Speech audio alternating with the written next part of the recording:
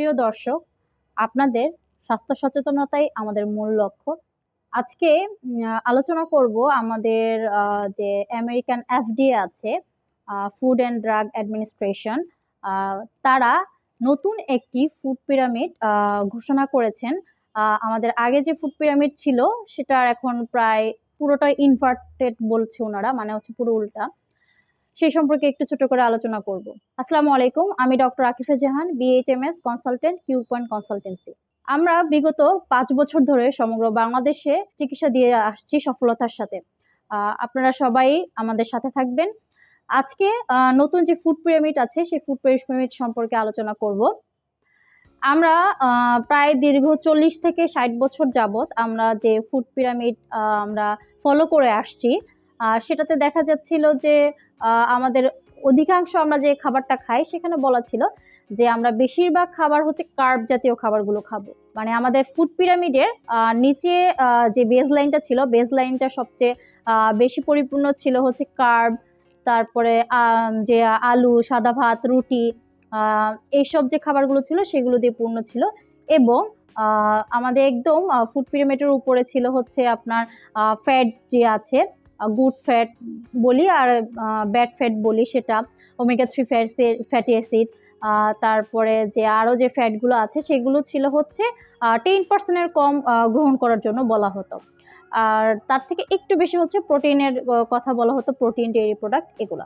কিন্তু বর্তমানে যে FDA, American FDA food and drug administration, তারা পাবলিশ করেছে যে তারা বুঝতে পেরেছে যে কার্বের পরিমাণটা কম নেওয়া উচিত এবং প্রোটিনের যে গুরুত্বটা, সে প্রোটিনের গুরুত্বটা তারা বিশেষভাবে উল্লেখ করেছে। আগে সাধারণত বলা হতো যে প্রোটিন 0.8 গ্রাম প্রত্যেক কেজিতে মানুষরা হলেই হবে, কিন্তু এখন ওনারা যেটা প্রকাশ করেছে সেটা বলছে যে 1.2 থেকে 1.6 গ্রাম প্রত্যেক কেজির জন্য একজন মানুষের, পূর্ণবয়স্ক মানুষের ক্ষেত্রে ওনার শরীরের যা ওজন সেই ওজনের প্রতি কেজিতে 1.2 থেকে 1.6 গ্রাম প্রোটিন আমাদের গ্রহণ করা উচিত। এবং এখানে আরও বিশেষ কথা উল্লেখ করেছে, সেটা হচ্ছে যে আল্ট্রা প্রসেসড ফুড যেগুলো আছে, সেই আল্ট্রা প্রসেসড ফুডকে তারা 90% ক্রনিক ডিজিজের জন্য দায়ী করেছেন। এখানে আরও বলা হয়েছে যে রিফাইন্ড যে অয়েলগুলো আছে সেই রিফাইন্ড অয়েল আমাদের স্বাস্থ্যের জন্য কতটা ক্ষতিকর, এবং রিফাইন্ড কার্বের কথা বলা হয়েছে, রিফাইন্ড কার্বও আমাদের শরীরের জন্য খুবই ক্ষতিকর। তো আমরা সেক্ষেত্রে কার্ব যে পরিমাণটা আছে, কার্বের পরিমাণটা আমরা কম খাবো, যেটা সচরাচর আমি সব খাবারের বিষয়ে আমরা বলে থাকি যে হচ্ছে কার্বটা কম খেতে হবে, প্রোটিনটা বেশি খেতে হবে, আমাদের যে ওমেগা 3 ফ্যাটি অ্যাসিড যেটা আছে, মানে আমাদের গুড ফ্যাট যেটা আছে সেটা আমাদের শরীরের চাহিদা অনুযায়ী খেতে হবে। তো তারা সেটাতে একমত হয়েছেন এবং যে কার্বের পরিমাণটা আছে সেটা কমিয়ে দিতে বলেছে। আমরা ভালো কার্ব যেটা আছে সেটা খাবো, যেমন আমাদের কমপ্লেক্স কার্ব যেগুলো আছে, লাল চালের ভাত, লাল চালের আটা, এই ধরনের যে কার্বগুলো আছে সেগুলো খাবো, এবং সেগুলোকেই তারা হচ্ছে প্রায়োরিটি দিয়েছেন। সবসময় আমার একটা কথাই বলি যে হচ্ছে খাবারের যে তালিকাটা আছে সেটা আমাদের স্বাস্থ্যসম্মত হতে হবে। আমরা যতই রোগের জন্য মেডিসিন খাই বা এক্সারসাইজ করি, সেটা যতই আমরা করি না কেন, কিন্তু খাবার যদি আমরা ঠিকমতো না খাই বা আমরা খাবারের যে তালিকাটা আছে বা আমাদের যে খাবারের যে হ্যাবিটগুলো আছে সেটা যদি আমরা চেঞ্জ না করি, স্বাস্থ্যসম্মত না করি, তাহলে কিন্তু আমাদের সুস্থ হওয়া সম্ভব না। এজন্য আমাদের যে খাবারের গাইডলাইন তো ওনারা প্রকাশ করেছেন এবং আমরাও আপনাদের বলছি, কিন্তু গাইডলাইন তো শুধু থাকলেই হবে না বা গাইডলাইন পাল্টালেই হবে না। আপনাকে খাদ্যের যে অভ্যাসটা আছে সেই খাদ্যের অভ্যাসটাকে পরিবর্তন করতে হবে।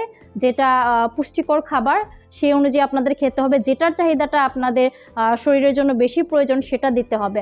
আর প্রোটিনকে বেশি ফোকাস করাটা গুরুত্বপূর্ণ, কারণ প্রোটিন আমাদের শরীরে হচ্ছে উৎপাদন হয় না বা ওভাবে রিজার্ভ থাকে না। এজন্য আপনাকে প্রোটিনের প্রতি ফোকাসটা বেশি দিতে হবে। আপনার যে আমাদের প্ল্যান্ট প্রোটিনগুলো আছে এবং অ্যানিম্যাল প্রোটিন, দুটাই আপনাকে ফোকাস করে ওটার দিকে বেশি গুরুত্ব দিবেন আপনারা।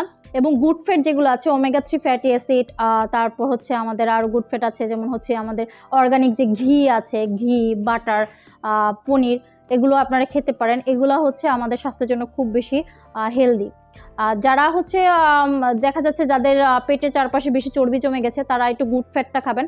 আমাদের গুড ফ্যাট খারাপ ফ্যাটকে কাটাতে হেল্প করে এজন্য প্রতিদিন খাবারের তালিকায় কিছু গুড ফ্যাট রাখা বেশি গুরুত্বপূর্ণ। তাহলে বুঝতেই পারছেন যে হচ্ছে তারাও মানে হচ্ছে একমত আমাদের কথার সাথে।